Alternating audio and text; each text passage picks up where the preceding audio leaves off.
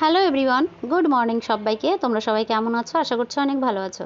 সন্ধ্যা shorts চ্যানেলের নতুন একটি ভিডিওতে তোমাদের অনেক অনেক স্বাগত ও ভালোবাসা জানিয়ে আজকের ব্লগটা শুরু করছি। সকালবেলা ঘুম থেকে উঠেই আমার যা সমস্ত কাজকর্ম থাকে সেগুলো সেরে সোজা স্নান করে চলে এসেছিলাম কিন্তু আমার গোপাল সোনার কাছে। গোপাল সোনাকে ঘুম থেকে তুলে দিয়ে তারপরে গোপাল সোনাকে স্নান করিয়ে দিনটা শুরু করলাম। স্নান করিয়ে জামা কাপড় পরিয়ে দিয়ে পুজোটাও সেরে নিলাম। আর আজকে না কপালটা খুবই ভালো, কেননা দুধ দিয়ে পুজো দিতে পেরেছি। সব দিন আমার ভাগ্যে আর কি হয় না, তো যাই হোক পুজো টুজো করে নিচ্ছি। আজকে তোমাদের একটা ফলের সাথে পরিচয় করাই। এই ফলটার কি নাম তোমরা যদি কেউ জানো তাহলে কমেন্ট বক্সে জানাও। আমি তো চিনি না, মানে এই ফলটা হচ্ছে আমি প্রথম ত্রিপুরাতে এসে দেখলাম। বুঝতে পারছি না এটাকে কি ফল বলে। এরা এখানকার কি একটা নাম বললো, আমরুদ না জামরুল, যাই হোক। তো খেতে নাকি খুব মানে টেস্টি আর কি। তো তোমরা যারা যারা এই ফলটা চেনো প্লিজ কমেন্ট করে জানিও। রে তিশাবনি রে, বাস এই যে এটা কি নাম? নাম কি ফলের? অরবল। ওই চার দাঁত দেন না। মানে কি তুমি একটা মিস করবি না কিন্তু। তুমি নিচে নামবা নাকি? এদিকে তাকাও, এদিকে দেখো, নিচে নামবা নাকি?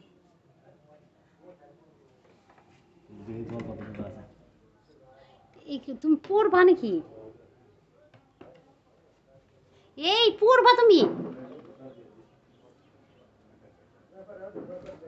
মাথাটা তো খারাপ আছে নাকি গো তোমার?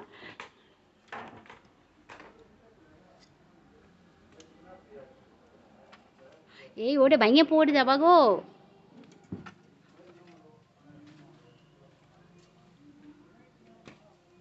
সাথে তো আমার একটা হাতে গুড়ামরিচ স্টক। ও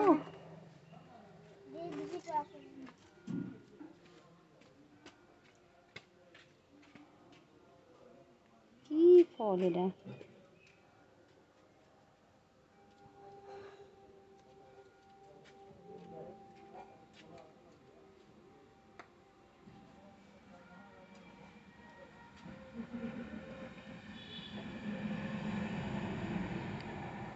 এই নিচে নামো।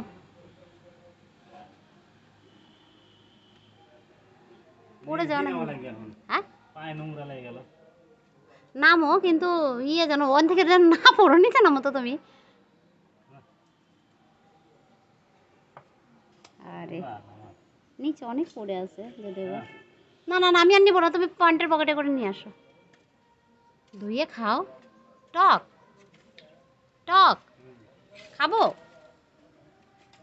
আর আজকে ব্রেকফাস্টের মেনু ছিল পান্তা ভাত। পান্তা ভাতের সঙ্গে কাঁচা লঙ্কা আর কাঁচা পেঁয়াজ আমার তো খুব পছন্দের একটি খাবার। সঙ্গে যদি আলু সেদ্ধ থাকে তাহলে তো আরও ভালো হয়, কিন্তু যেহেতু আমি কাঁচা পেঁয়াজ খাই না সেটাকে অ্যাভয়েড করলাম। আর আলু সেদ্ধ দেওয়ার মতন টাইম ছিল না। আর আমার হাজব্যান্ড যেহেতু একটু লেটের দিকে, মানে একটু বেলার দিকে গেছে ডিউটি, তো সেই কারণে ওর কিছু ডায়েট আমি সকালবেলা দিই, তো সেটা খেয়েও চলে গেছে। আমার জন্য আর আমি কিছু বানাইনি। কালকের ওই ভাতটাই আমি রেখে দিয়েছিলাম, সেটাই খেলাম। আর জানো সকালবেলা উঠে না আমার মাথায় না কিছুই থাকে না। মাথা থেকেই বেরিয়ে গেছে যে জামা কাপড়গুলো ধুতে হবে। আর এখানে একটু জলের, একটু না অনেকটাই জলের সমস্যা।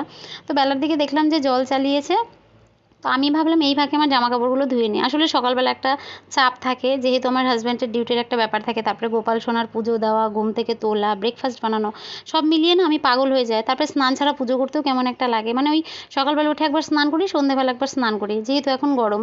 আর স্নান ছাড়া না পুজো করতে ভালোও লাগে না, দেখবে।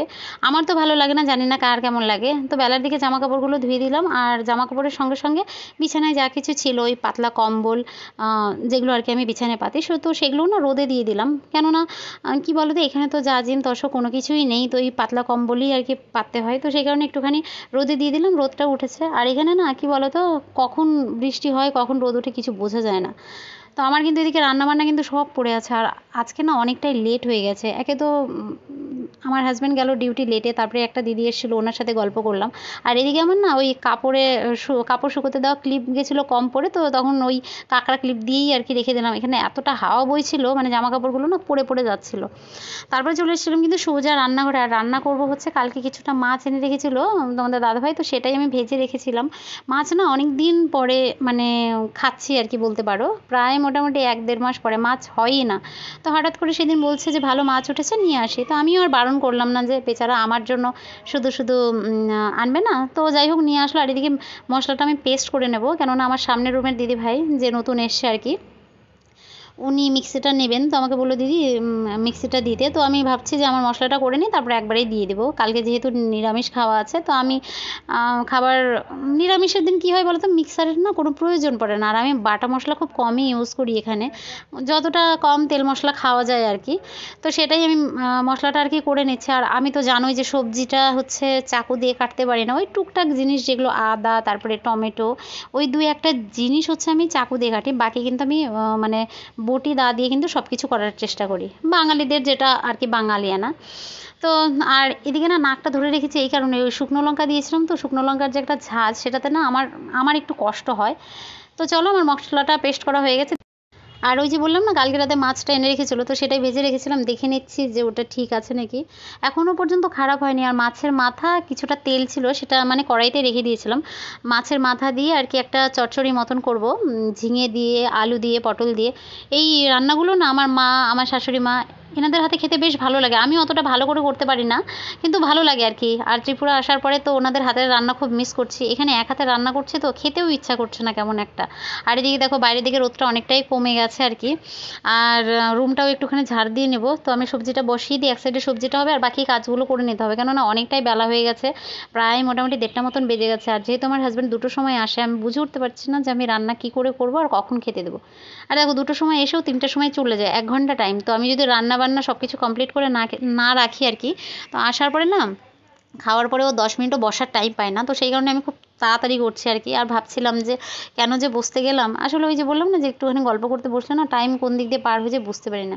এখানে কাজই হচ্ছে আমার 3টে, রান্না করা, খাওয়া, পুজো দেওয়া, এগুলোই আর কি কাজ, যেগুলো আর কি ডেলি রুটিনের মধ্যে পড়ে। আর আমি না এখানে সব কিছু কুকারে করি। সজনে ডাঁটাটা না কুকারে সেদ্ধ করার জন্য বসিয়ে দিয়েছি, কেননা ওই একটা সিটি দিলে হয়ে যাবে, সময়টাও কম লাগবে আর গ্যাসটাও বাঁচবে। সত্যি কথা বলতে ত্রিপুরা এসে না অনেক আমি সংসারী হয়ে গেছি বলতে পারো।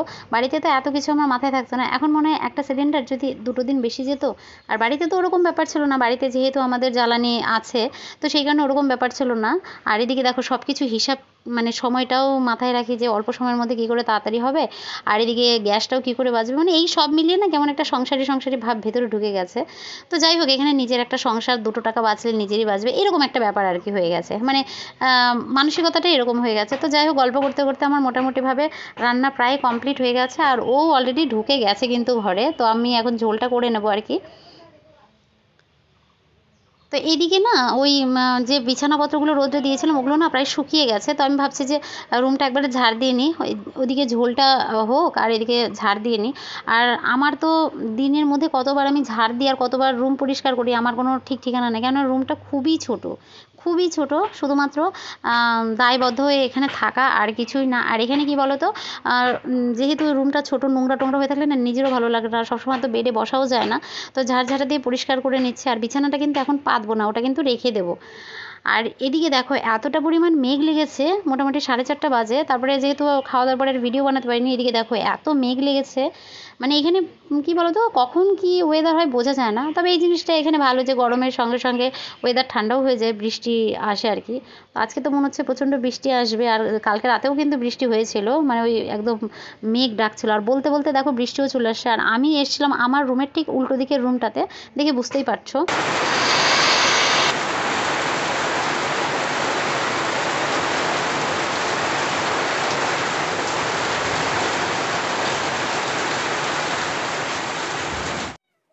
যেহেতু অনেকটা সময় ধরে বৃষ্টি হচ্ছিল, সেই কারণে কিন্তু আমি রুমে আসতে পারি না। আর কারেন্টও ছিল না প্রায় 1.5-2 ঘন্টার মতন। এখানে একটাই সমস্যা যে একটুখানি বৃষ্টি হলো কি না হলো কারেন্ট চলে যায়। আর আমাদের কাছে যেহেতু চার্জার বাল্ব নেই, শুধুমাত্র চার্জার লাইট আছে, সেটাও এমার্জেন্সির জন্য আমি রেখে দিই চার্জ দিয়ে। তো সেই কারণে ভাবলাম যে একটুখানি বসে নিই।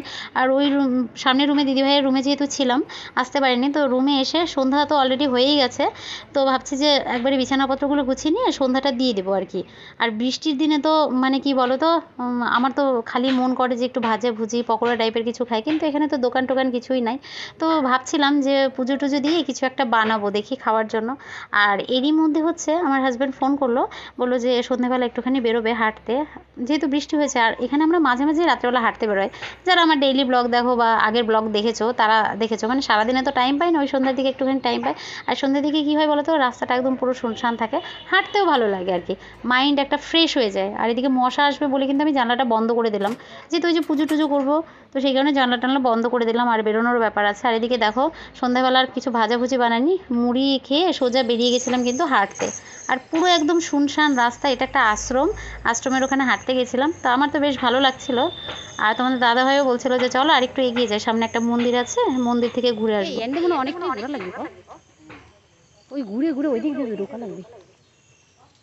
Tripura tribal welfare,